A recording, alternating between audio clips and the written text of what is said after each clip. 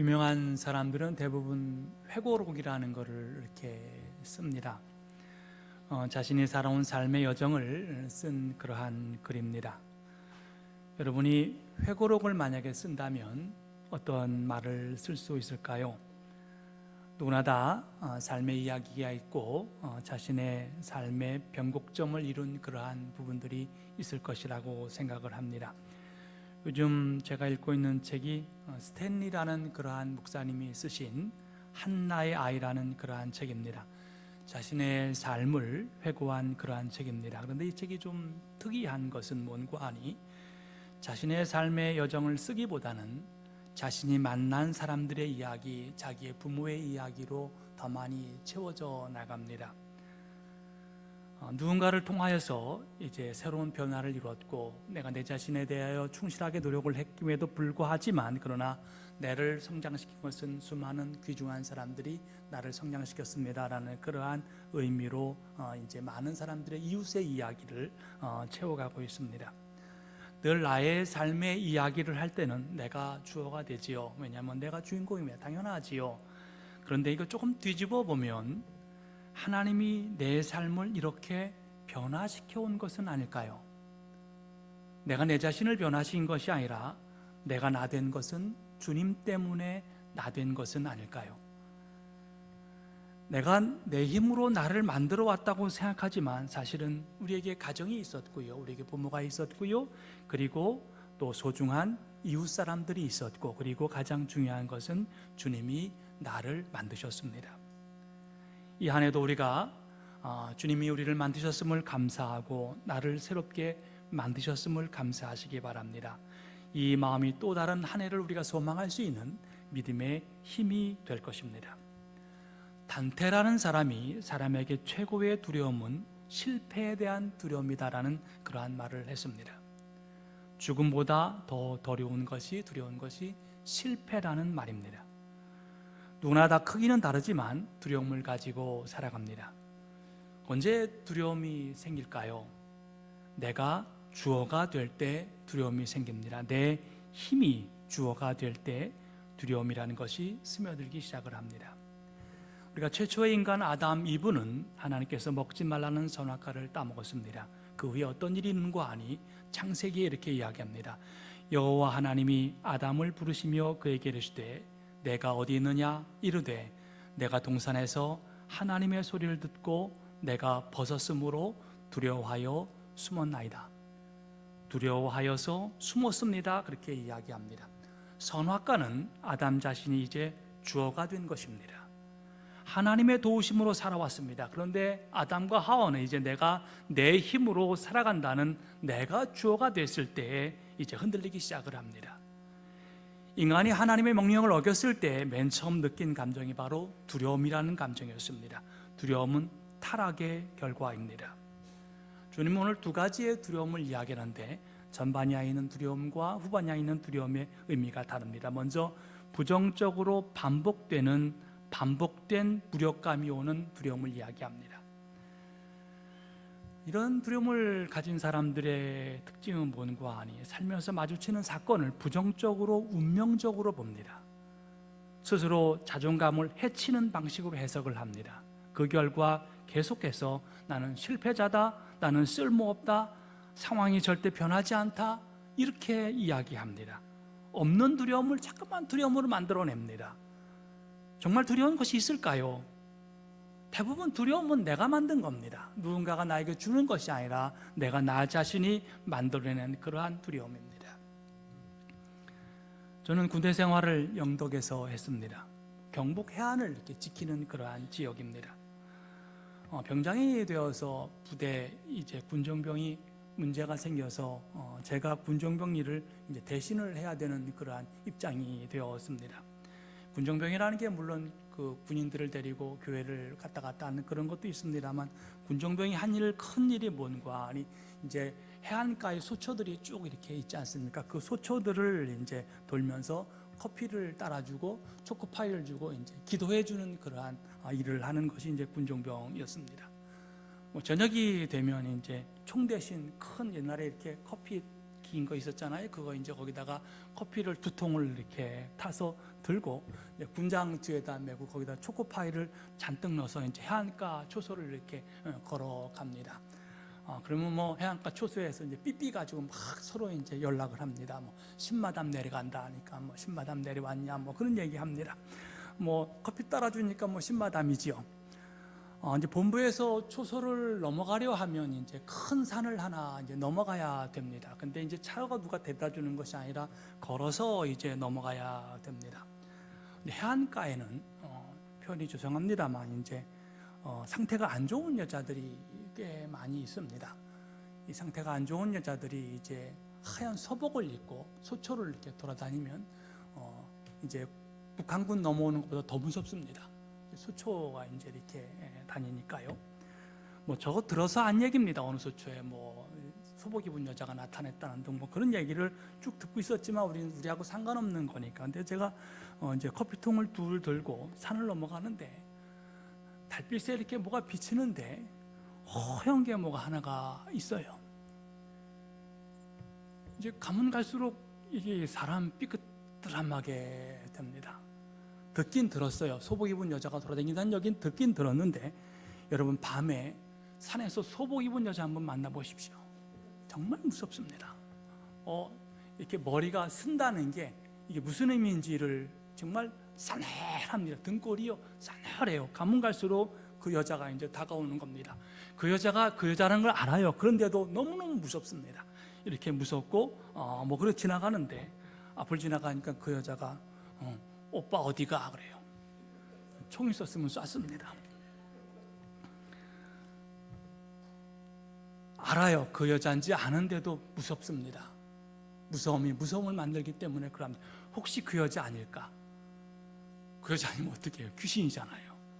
혹시 그 여자 아니면 어떡할까? 뭐 그런 걱정이 됩니다. 성서도 이 문제를 계속 문제합니다. 사실은 없는 두려움이 두려움을 만들고 반복되니까 이게 학습됩니다. 하나님이 가라고 하는데 내가 끝낼 테니까 가라고 하는데 못 갑니다. 왜냐하면 학습됐기 때문에 그러합니다. 이 두려움이 두려움을 만들고 학습되었기 때문에 이 두려움 때문에 가지 못합니다. 주님은 이 두려움을 다른 말로 근심걱정이라고 하시기도 합니다. 오늘 처음 두려움은 세상에 우리의 몸을 부수고 그리고 우리의 몸을 난도질한다 하더라도 영혼을 부수지는 못하지 않느냐. 세상에 대한 두려움에 대한 답을 우리는 가질 수가 없습니다. 죄송합니다. 신앙의 답을 우리가 가질 수가 없어요. 제가 지금 읽고 있는 그 스탠이라는 목사님이 쓴 그 책은 굉장히 유명한 책입니다. 스탠이라는 목사님은 2001년에 타임지에서 미국 최고의 신학자로 선정된 사람입니다. 20세기 후반에 가장 폭넓은 그러한 독자층을 가진 신학자 중에 한 사람입니다. 우리나라에도 많이 번역되어 들어온 그러한 책들이 있습니다. 참 선한 능력을 깨쳤던 그러한 훌륭하신 목사님입니다. 그런데 가정사가 굉장히 힘들었습니다. 그가 플러신학교에서 한 그러한 간증인데 자기 부인이 25년 동안 정신질환이 있었습니다. 어느 날은 밑도 끝도 없이 다른 남자하고 살겠다고 뛰쳐나가기도 하기도 하고요. 어떤 날은 하나님의 신호가 나한테 온다고 응답이 온다고 밤새도록 며칠 동안 잠을 자지 않기도 하기도 하고요. 어떤 사람은 환청이 들리기도 하고요. 또 어떤 때는 또 벌레들이 내 몸을 기어다닌다고 또 난리를 치고 온 집을 뒤어 얹혀놓고요. 25년 동안 그 스탠리 목사님이 얼마나 힘들었겠어요. 근데 그 스탠리 목사님이 하는 얘기는 뭔가 하니 나보다 내 아들을 보호하는 게 더 힘들었습니다라고 이야기를 합니다. 자기 힘든 거는 이해하겠는데 자기 아들이 자기 엄마를 보고 느껴야 되는 그러한 힘든 모습들이 얼마나 고통스러울까라는 그러한 물음을 했습니다. 그래서 사람들이 이 문제에 대해서 위대한 신학자이기 때문에 21세기 가장 위대한 신학자 중에 한 사람이기 때문에 삶의 경험을 통하여 그리고 신앙적인 경험을 통하여 신학의 경험을 통하여 어떠한 귀중한 대답을 내놓을 수 있을 것이라고 생각하고 기대했습니다. 그런데 제가 읽는 그 한나의 책이 이렇게 기록되어 있습니다. 나는 기독교 신학자입니다. 사람들이 내가 그런 질문을 답할 수 있을 거라고 생각합니다. 그러나 나는 그런 질문에 어떻게 대답할지 알지 못합니다. 오히려 내가 기독교 신학자로 살아온 지난 세월 동안 배운 것이 있다면 누구도 그런 질문에 대답을 시도해서는 안 된다는 것입니다. 그런 질문을 하는 것은 인간의 본성이지만 입을 다물고 있는 것이 지혜로운 일입니다. 내가 볼 때 그리스도인으로 사는 것이 답 없이 사는 법을 배우는 과정입니다. 이렇게 사는 법을 배울 때 그리스도인으로 사는 것이 얼마나 멋진 일이 되는지 모릅니다. 신앙은 답을 모른 채 계속해서 나아가는 법을 배우는 것입니다. 저도 동의합니다. 신앙은 답이 없습니다. 그럼 목사님, 우리가 목사님에게 어떤 물음을 할 때 목사님은 어떤 답을 주실 것입니까? 예, 답을 비슷하게 주기도 하지만 그저 이렇게 살아왔다는 그러한 비슷한 답을 주지만 여러분, 이 땅에 살면서 신앙의 답은 없습니다. 정답이 없기에 우리는 앞으로 나아가는 것이겠지요. 정답이 있는 곳에는 늘 언제나 두려움이라는 것이 있습니다. 왜냐하면 그렇게 정답대로 하지 못하면 그 정답이 거꾸로 나를 무너뜨리기 때문에 그러합니다.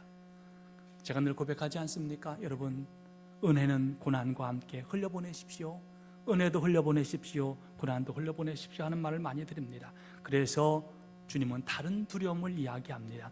하나님에 대한 두려움입니다. 마태복음을 읽다가 마태복음을 읽으면 감동되는 구절이 하나가 있는데 안심하라라는 그러한 말씀입니다. 오직 마태에게만 나오는 말씀입니다. 우리가 두려움에 떨 때 예수께서 다가와 먼저 안심하라는 말씀이 이제 세 구절이 나오는데 마태복음만 나오는 그런 구절입니다. 첫째 9장 2절에 사람들이 침상을 누운 중풍병자를 데리고 왔을 때 그들의 믿음을 보시고 주님께서 이렇게 말씀하십니다. 작은 자야 안심하라, 내 죄사함을 받았느니라. 둘째는 9장 20절에 12해 동안에 혈병을 앓는 여인이 예수님의 옷자락만 만져도 구원을 받겠다고 생각해서 예수님 뒤로 몰래 다가가 그의 겉옷가를 만졌을 때 일입니다.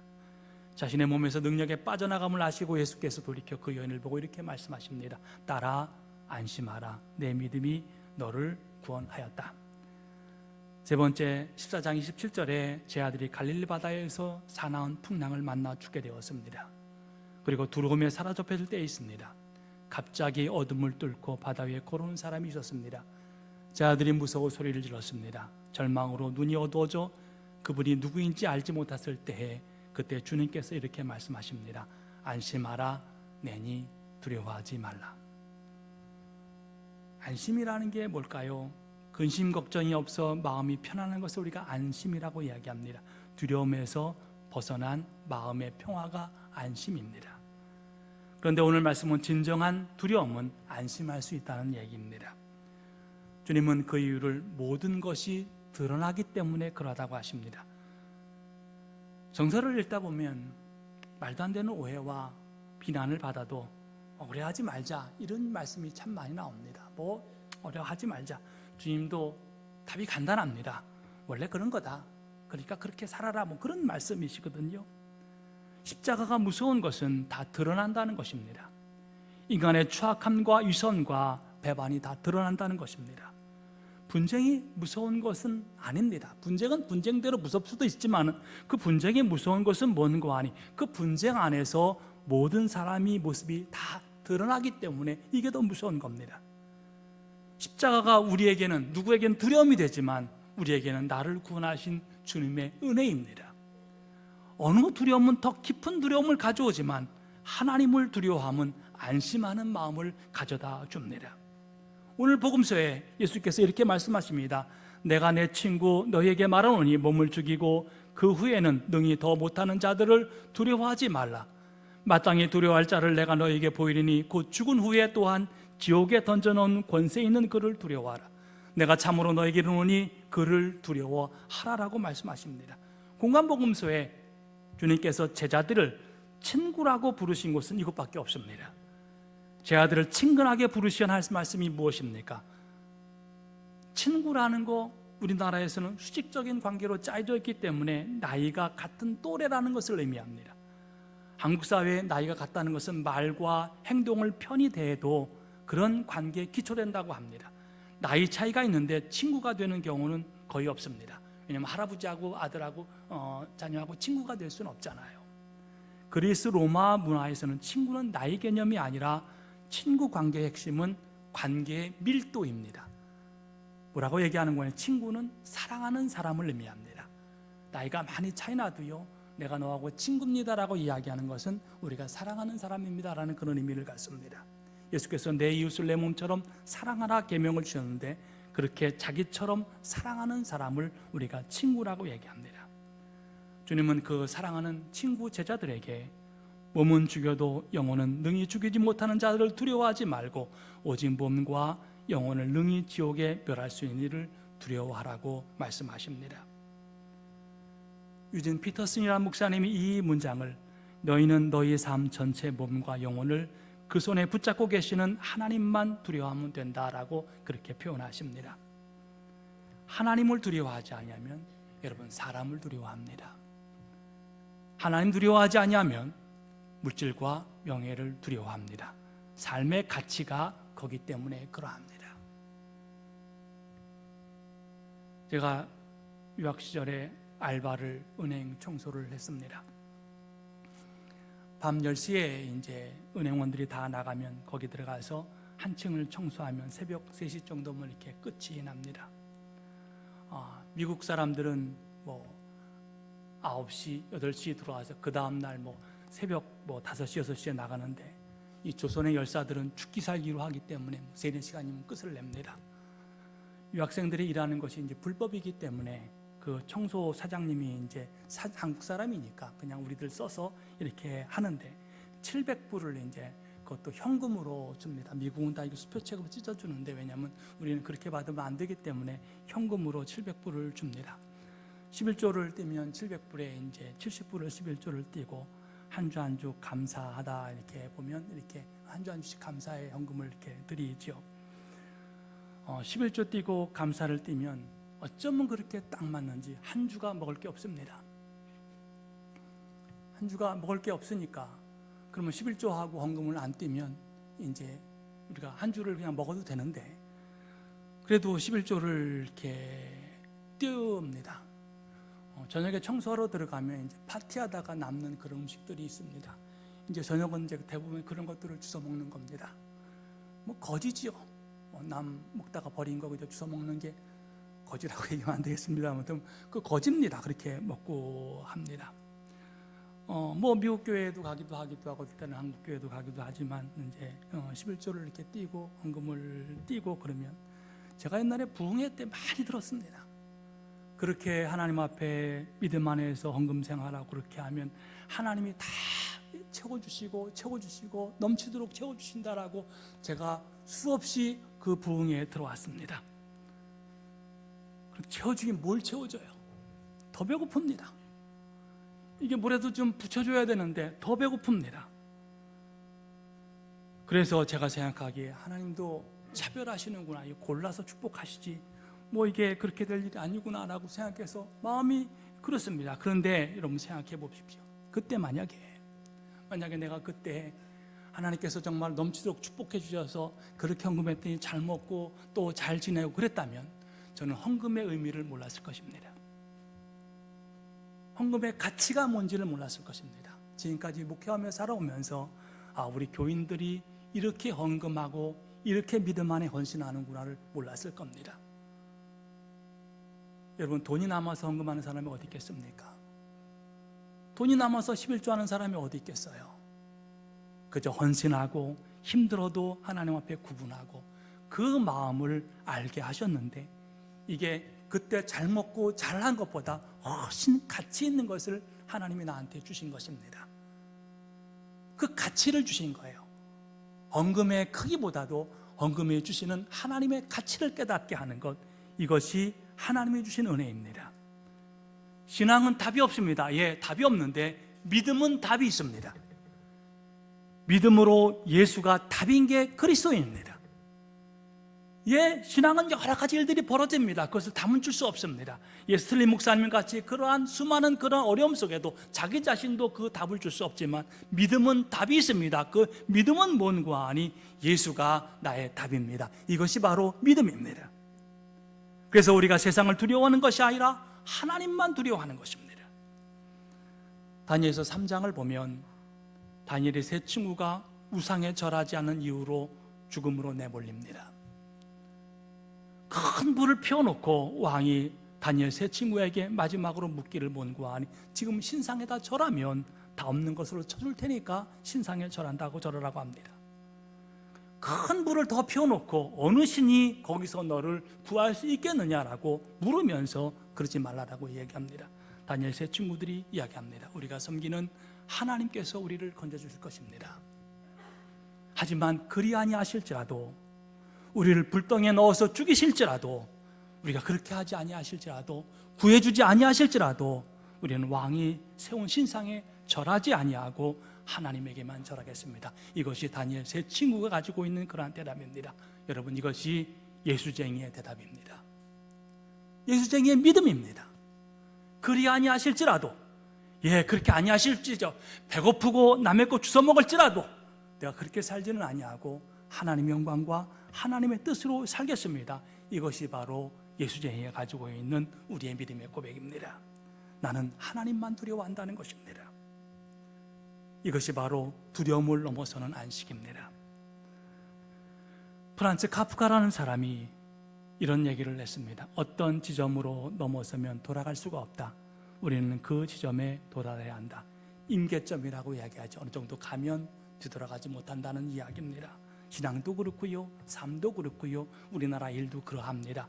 임계점에 가면 뒤돌아 못 가거든요. 가야 됩니다. 여러분, 실패라는 거, 실패는 실패하고 앉아있는 게 실패입니다. 실패가 실패가 아니고요, 실패했다고 두렵다고 거기 서 있는 게 실패지요. 일어서서 가면 여러분 그 실패 아닙니다. 일어서서 걸어가면 그건 실패도 아니고 두려움도 아닙니다. 새로운 신앙의 자리로 나가는 겁니다. 우리가 하나님 우리의 주인이 될 때, 하나님만 두려워할 때 앞으로 나갈 수 있을 것입니다. 이것이 두려움 안에서 안식하는 방법입니다. 사랑하는 성도 여러분, 저는 대강절이 오면 보네포가 쓰신 시편을 늘 묵상했습니다. 독일에서 나치에 반대하다가 사형당하신 그러한 목사님이시지요. 위대한 목사님이 쓴 이렇게 시편 묵상이라는 그 책을 늘 언제나 대강절에는 그 목사님의 책을 가지고 묵상했습니다. 올해는 어느 한 분이 대강절 묵상집을 보내주셔서 그것을 늘 하루하루 읽어봅니다. 그 제목 이름이 시시라는 그러한 시시라는 그러한 제목입니다. 한문으로 썼는데 보일시 모실시, 그래서 시시인데 뜻은 뭐냐면 주님은 우리에게 보이셨고 우리가 주님을 모실 뿐이다라는 그런 의미로 이제 시시라는 그러한 의미로 이제 책을 쓴 것입니다. 가만히 들여다보면 참 세상이 두려울 때가 많이 있습니다. 지금 또 한국이 어떻게 갈지 두렵기도 합니다. 그리고 어떻게 문제가 해결될지 두렵기도 합니다. 그런데 하나님이 푸시겠지요. 하나님이 도우시겠지요. 이 민족은 그렇게 기도하는 민족이었고 그렇게 걸어온 민족이었습니다. 하나님이 이 모든 문제를 해결하시고 풀어줄 줄 믿습니다. 그런데 우리에게 중요한 것은 뭔가 하니 그것이 아니라 세상을 두려워하는 것이 아니라 하나님만 두려워하는 삶, 이것이 우리에게 안식을 줄 것이고요, 평안을 주시고 믿음의 귀한 일들을 이루게 하실 것입니다. 저와 여러분이 대강절에 이 초와 같이 그렇게 세상을 빛나고 예수가 빛나게 하고 우리의 삶이 빛나는 저와 여러분 되시기를 주님의 이름으로 축원합니다. 우리 기도하시겠습니다. 은혜로우신 하나님 감사합니다. 대강절을 통하여서 믿음의 귀한 일 이루게 하시고 생명의 말씀을 더하게 하심을 감사드립니다. 주님, 우리가 더욱더 주님께 다가가는 믿음의 귀한 시간 되게 인도하여 주시옵고 우리가 믿음의 꿈을 꾸는 시간이 되게 인도하여 주시옵고 아버지의 생명을 더하는 은혜의 시간이 되게 인도하여 주옵소서. 나라가 아버지여 탄핵으로 여러 가지 어려움 속에 던져져 있습니다. 주님 아버지, 이 민족을 긍휼히 보셔서 바로 정의가 다루 서게 인도하여 주시옵고 은혜의 삶으로 다시로금 편안한 믿음의 마음으로 걸어가는 믿음의 민족을 만들어 역사하여 주옵소서. 서로 분쟁하고 서로 시기하고 서로 아파하기보다는 주님이 껴안고 다시로금 이 민족이 믿음 안에서 걸어가게 하시오 그 중심에 한국 교회가 설 수 있게 인도하여 주셔서 기도하는 아버지 교회들이 되게 하여 주시옵고 주님 찾는 교회들이 되게 인도하여 주시옵소서. 감사드리며 예수님 이름으로 기도를 싸움나이다. 아멘.